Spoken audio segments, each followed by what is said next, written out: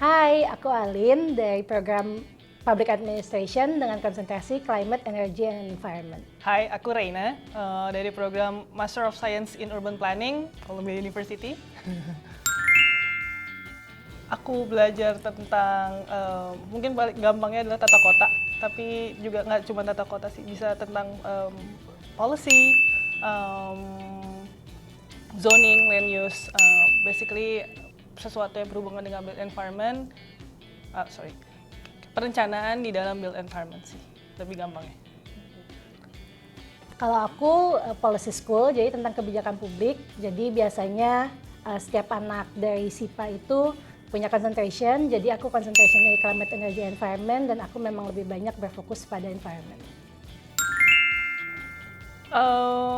Background aku arsitektur, tapi kebetulan 5 tahun terakhir lebih banyak di pembiayaan infrastruktur.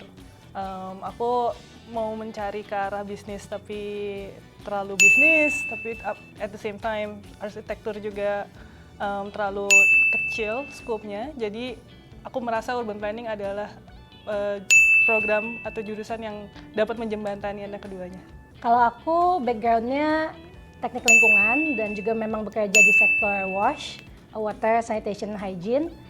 Jadi aku mengambil kebijakan publik karena memang sesuai dengan pekerjaan aku sebagai perencana publik, dan juga Columbia itu sedikit dari banyak policy school yang punya concentration di environment. Ekspektasi, nggak ada ekspektasi khusus sih sebenarnya.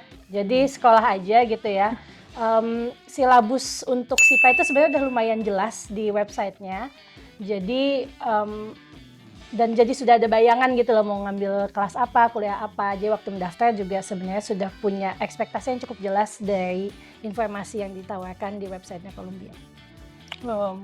Mungkin sama seperti Alin, tidak ada ekspektasi khusus, tapi memang dari awal memilih Columbia karena Columbia in general sebagai university fokus di social justice, social equity. At the same time, urban planning programnya nggak cuma menawarkan technical ataupun design, tapi juga berfokus pada social equity dan juga memiliki concentration terkait dengan urban analytics. Jadi untuk memperkaya skill juga dalam analisis data, terutama di built environment.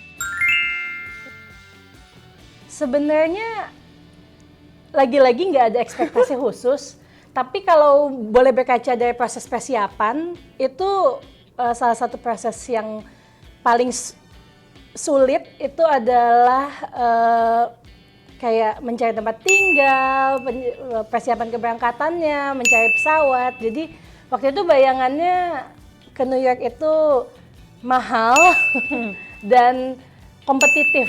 Karena mau cari pesawat kan waktu itu selang 1 jam sudah habis jadwalnya, mau cari rumah telat sedikit sudah nggak ada gitu.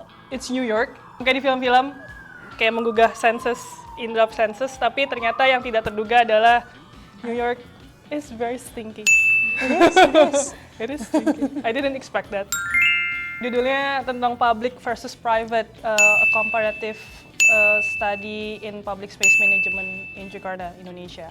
Ini basic tentang melihat secara lebih dalam mengenai manajemen ruang publik dan membandingkannya antara yang di-manage secara publik, artinya dengan pemerintah murni, yang satu lagi melalui private sector. Kalau di SIPA itu nggak ada tesis, adanya capstone project. Jadi mahasiswanya itu dikelompokkan ke kelompok-kelompok menjadi, boleh dibilang graduate consultant ke klien. Kalau aku itu kliennya di Brazil.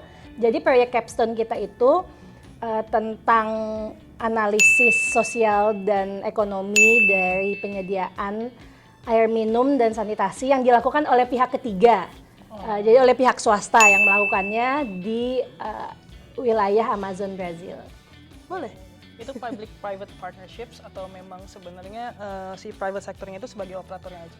Enggak. Jadi itu instansi swastanya itu sebagai operator aja, tidak ada kerjasama dengan pemerintah.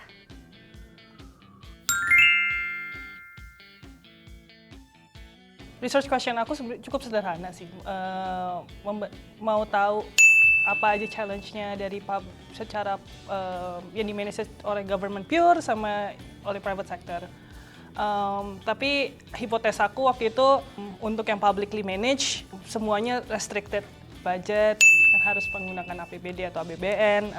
Habis itu juga ada karena ada cyclical budgeting juga jadi lebih restricted. Sedangkan the other side adalah private sector jauh lebih fleksibel untuk melaksanakan itu semua karena mungkin secara pembukuan bisa lebih mudah di otak-atiknya. Terus habis itu secara kualitas juga mungkin akan berbeda. Mungkin private sector akan lebih jauh lebih baik, tapi temuan di lapangannya umurnya belum lama, 2 tahun, 3 tahun, tapi ternyata lebih banyak kerusakan yang di-manage oleh private sector, seperti itu. Terus, dan mungkin ada pembelajaran barunya adalah ternyata taman-taman di Jakarta, fundingnya, apalagi yang dimiliki oleh government dan dikelola oleh government secara penuh, fundingnya ternyata nggak melulu harus menggunakan APBD. Jadi sudah ada beberapa taman yang menggunakan blended finance ataupun juga memanfaatkan pembiayaan lainnya dari swasta maupun juga dari sanksi ataupun sanksi perusahaan yang ingin membangun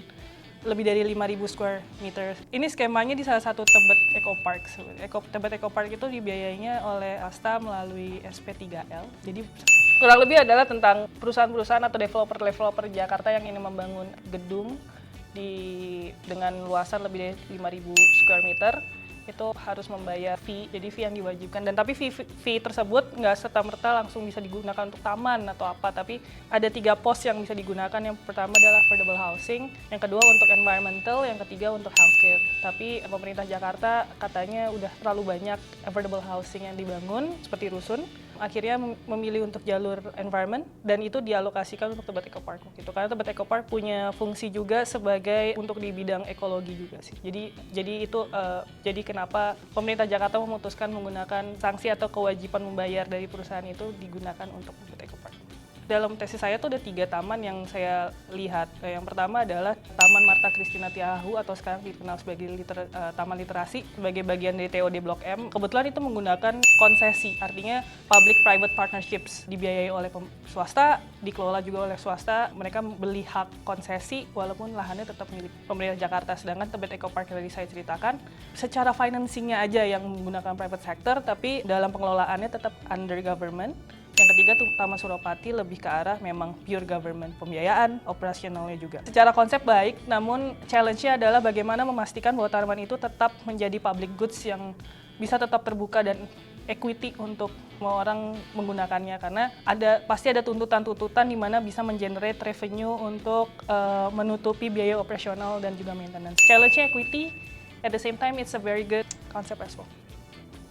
Jadi pada saat spring break itu tim aku ke Brazil untuk field work. Sepanjang awal semester kita secara rutin berkoordinasi dengan klien kita dan juga dengan kita punya rekanan universitas di sana dengan Universitas Sao Paulo sebagai rekan dalam melakukan studinya. Jadi pada saat spring break selama sekitar 7-10 hari itu kita ke Brazil untuk fieldwork. Yang paling aku nggak sangka sebenarnya betapa familiarnya sistem WASH di Brazil dengan Indonesia itu mirip gitu loh.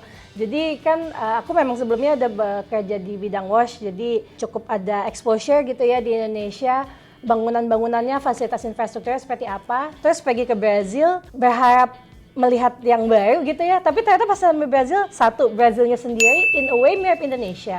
Pas cek temperaturnya mirip kita, mau siapin baju kan, ternyata temperaturnya mirip kita di Indonesia. Itu udah satu lokasi fokus dari studinya itu di Manaus dan Barcarena, di 2 provinsi yang berbeda gitu ya. Pas sampai ke sana, provinsinya itu ya mirip kayak kota di Indonesia gitu loh. Jadi pertama secara pas sampai gitu ya mereka tampak familiar. Jadi waktu lihat fasilitas-fasilitas kayak wastewater treatment plant-nya atau water treatment plant-nya itu mungkin karena kesamaan suhu, kesamaan karakteristik perumahan dan penduduk jadinya teknologinya sangat mirip. Jadi waktu sampai kayak loh ternyata kita saudaraan ya dalam sektor WASH ini, kita mirip banget gitu.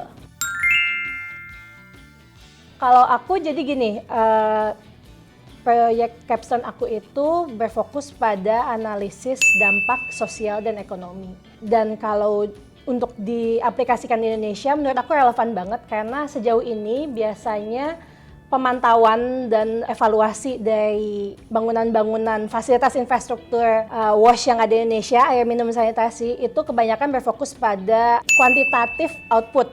Jadi sudah berapa instalasi pengolahan air limbah yang kita bangun, sudah berapa sambungan rumah yang kita sediakan, sudah berapa desa yang bebas dari buang air besar sembarangan gitu ya. Jadi lebih hitungannya kuantitatif. Sedangkan hal baru yang aku pelajari dari proyek capstone aku adalah kita banyakkan pendekatannya kualitatif.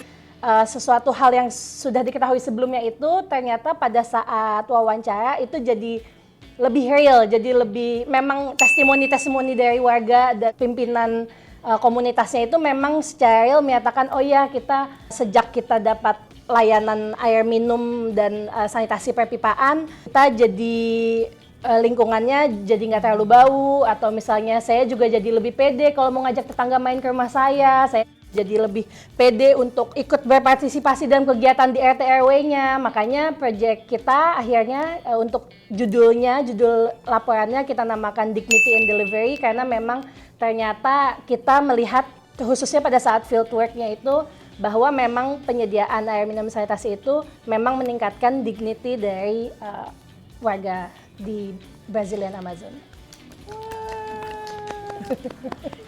Mungkin yang aku pelajari mudah-mudahan sih bisa juga jadi basis penelitian selanjutnya entah untuk olehku atau siapapun, bahwa ada banyak potensi untuk bisa dikembangkan model-model manajemen lainnya. Nggak hanya untuk public space tapi mungkin untuk public infrastructure lainnya dan juga social infrastructure yang lainnya juga.